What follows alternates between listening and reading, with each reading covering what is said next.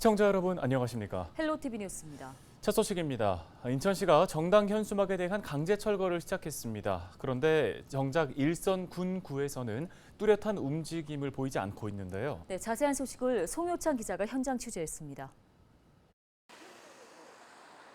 인천의 한 거리. 곳곳에 걸려있는 현수막의 끈을 긴 막대기를 이용해 자릅니다. 인천시 조례를 위반한 정당 현수막을 강제로 철거한 겁니다. 시민이 불편을 초래하고 또 시민의 미관, 도시경관을 위해서 시행하게 됐습니다.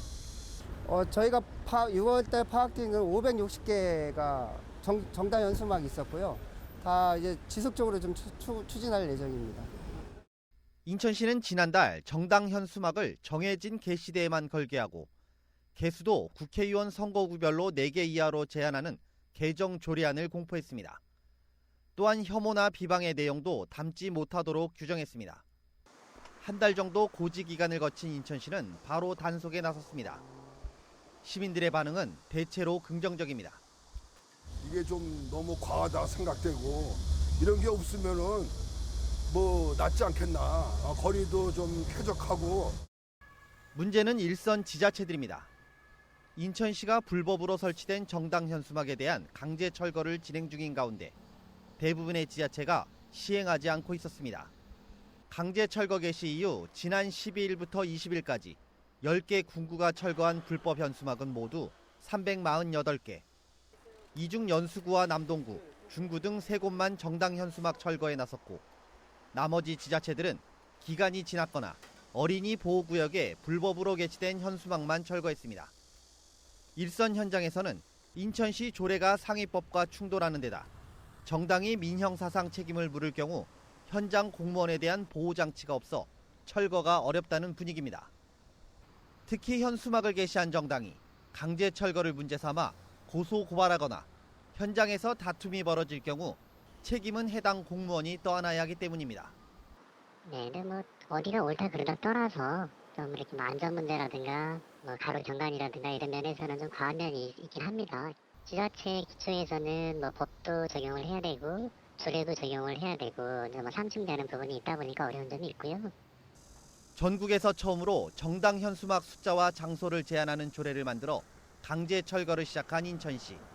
행정안전부가 조례로 정당 현수막을 규제하는 건 위법하다며 대법원에 제소까지 한 가운데 담당 공무원들의 처우 문제까지 걸린 지금 내년 총선을 앞두고 현 조례가 허울에 그치지 않을지 우려되고 있습니다.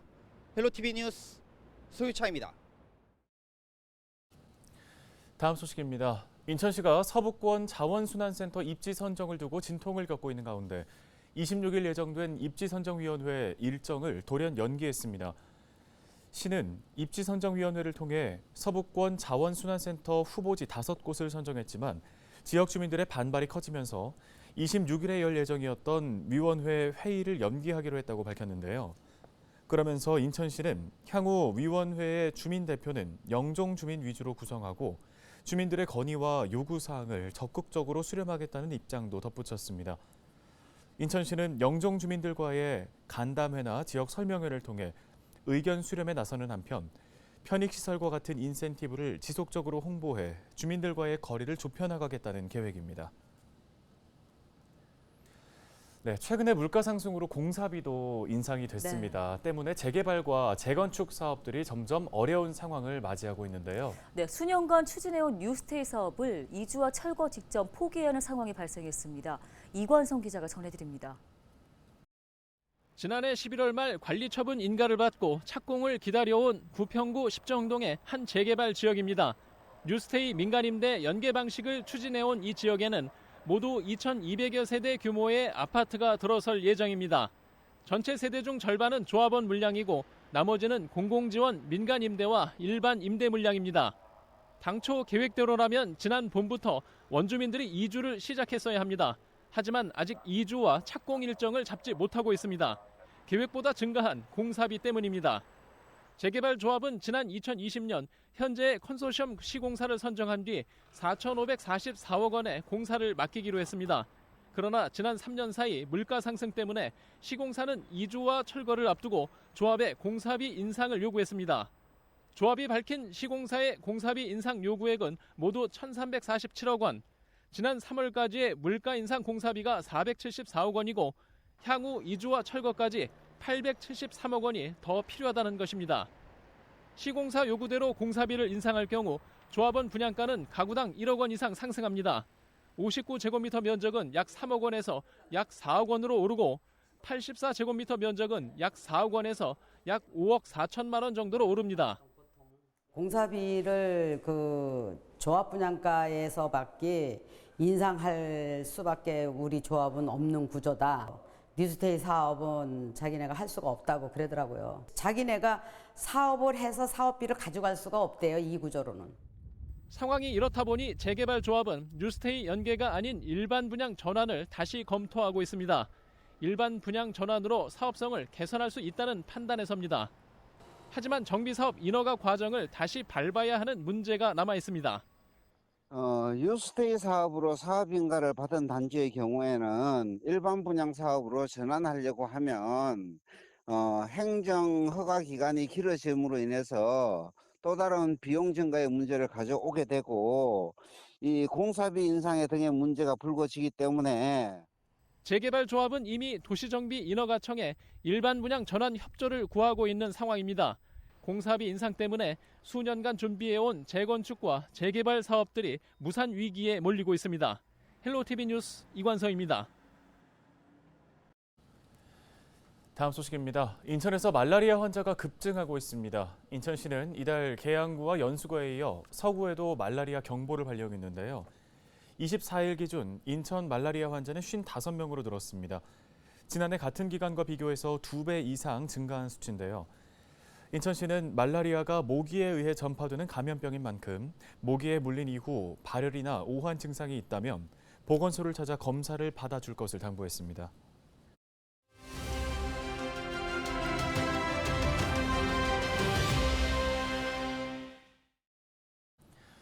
김포시의회에서 김포시에 적극적인 재정정책이 필요하다는 의견이 나왔습니다. 마땅한 경기 부양책이 없다는 지적이 제기된 건데요. 네, 이 문제를 지적한 김포시의회 오강현 부의장 전화 연결해서 관련 이야기 나눠보겠습니다.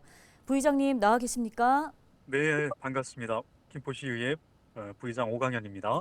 예, 김포시의 경기 부양책을 문제 삼아 매우 부족하다고 꼬집으셨습니다. 구체적으로 어떤 문제점들이 있을까요? 네, 이번 2023년 1차 추가 경정 예산 심사를 하면서 특별회계 포함 1,680억 중에 경기 부양책 예산은 전무하다시피 했습니다.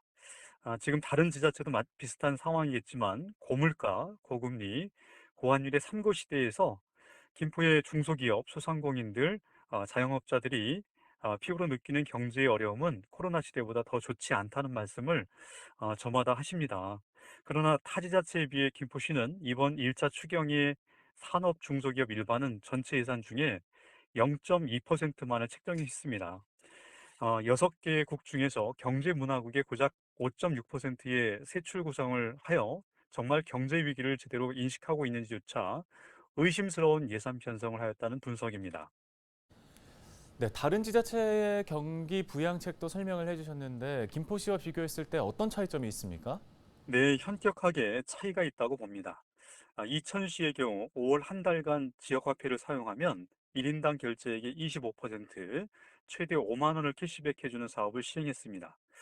그러나 지역의 상권 살리기에 유용했던 김포시의 김포페이는 예산이 많이 삭감된 상황이었고 이번 추경에도 증액되지 않았습니다. 원주시는 올해 3월 8일 소상공인 경영안정자금 및 중소기업 육성자금 지원사업 이자 지원을 당초 3%에서 6%까지 파격 지원을 단행했습니다. 그러나 김포시는 중소기업 육성자금 지원이 예산 조기 소진으로 접수가 중단된 상황입니다. 용인시의 경우 작년부터 경기신용보증재단을 통해서 소상공인들의 창업 및 운영자금을 최대 5천만 원까지 5년간 무담보로 대출해 줄 수 있도록 하였고 시에서는 연 3% 범위 내에서 1년간 대출이자를 지원해 주는 사업을 추진했습니다. 이런 타지자체처럼 김포시도 소상공인 자영업자, 가계 지원과 내수진작을 위해 사업 자금 지원, 이자 지원, 지역화폐 활성화 정책 등이 절실한 상황이었는데 이번 추경에 경기 부양책이 없다는 것이 매우 안타깝습니다. 네, 그렇다면 김포시 경제 활성화에 앞으로 어떤 정책들이 추가로 필요하다고 보시는지요? 네, 지역 경제를 살리기 위해 특단의 조치가 필요한 것은 분명합니다. 그래서 저는 첫째, 중앙정부에서 지역 경제를 살리겠다고 적극적으로 나서고 있는 만큼 김포시 또한 경기도 중앙정부와 발맞추어서 적극적으로 나서야 한다고 생각되고요. 둘째, 김포 경제 살리기를 위한 김포시만의 적극적 노력이 필요한데요. 줄줄 새는 예산을 줄이고 이번 추경에도 나타난 세수 축의 오차를 최소화하고요. 정밀 추계를 통해서 김포 경제를 살릴 수 있는 사업에 더 많은 예산을 써야 합니다. 또한 국도비 반환금이 총 173억에 달합니다. 국도비는 꼼꼼하게 써서 반환금이 없어야 하고요. 경기 부양을 위한 순세기금과 통합재정 안정화기금 등 재원을 활용할 필요가 있습니다. 그래서 이를 통해 소상공인과 자영업자, 중소기업 등에 대한 지원 사업이 필요하고요. 경제가 어려운 지금은 긴축 재정이 아닌 재정을 유연하게 써야 합니다. 이에 김포시도 우선순위 사업을 잘 판단해서 지금 당장 쓰러져가는 지역 경제를 살리는 차원에서 중소기업과 소상공인, 자영업자와 개인에게 필요한 지원이 갈 수 있도록 김포시만의 노력을 기울여야 할 때입니다. 네, 알겠습니다. 지금까지 김포시의회 오광현 부의장이었습니다.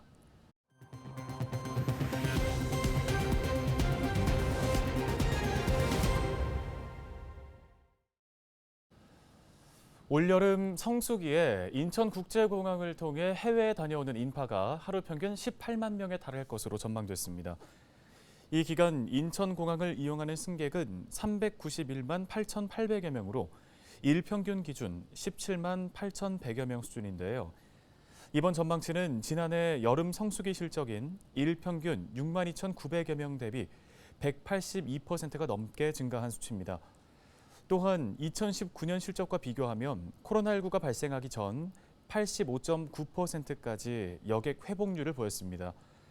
출발 여객이 가장 많은 날은 다음 달 13일로 하루 9만 5,600여 명, 도착 여객이 가장 많은 날은 다음 달 6일로 9만 5,600여 명으로 예측됐습니다.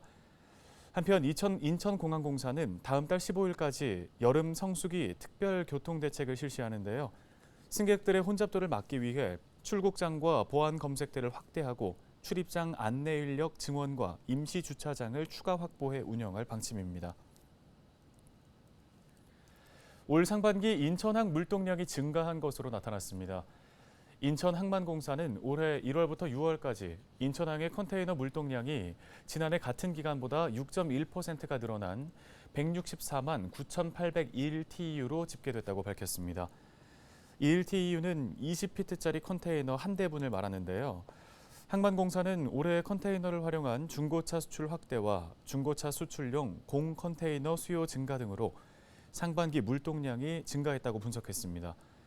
인천항에서 수출된 중고차는 상반기 총 23만 4,600여 대로 지난해 같은 기간보다 56.9% 늘었습니다. 부천시가 오는 27일 행정안전부 등과 함께 스마트 복지 안전 공동체 추진 비전 선포식을 엽니다. 이번 선포식은 스마트 기술을 활용한 복지 안전 사각지대 발굴과 주민 공동체 활성화를 통한 사회 안전망 구축 등 사업의 주요 내용을 부천 시민과 공유하기 위해 마련됐습니다. 행안부가 지난 4월 복지 안전 사각지대를 발굴하고 체계적으로 지원하기 위해 실시한 공모에서 부천시가 대상 지자체로 선정됐습니다. 선포식에는 누구나 참여할 수 있습니다. 김포시가 다음 달 말 김포 보훈회관 건립공사를 시작합니다. 풍무동 978번지에 들어설 보훈회관은 연면적 1,800제곱미터, 지하 1층, 지상 4층 규모로 조성됩니다. 보훈회관 내부에는 김포시 보훈단체 사무실과 강의실, 다목적실, 건강휴게실, 체육활동실 등이 마련될 예정인데요. 김포시는 내년 11월 준공을 목표로 김포 보훈회관 건립을 추진하고 있습니다.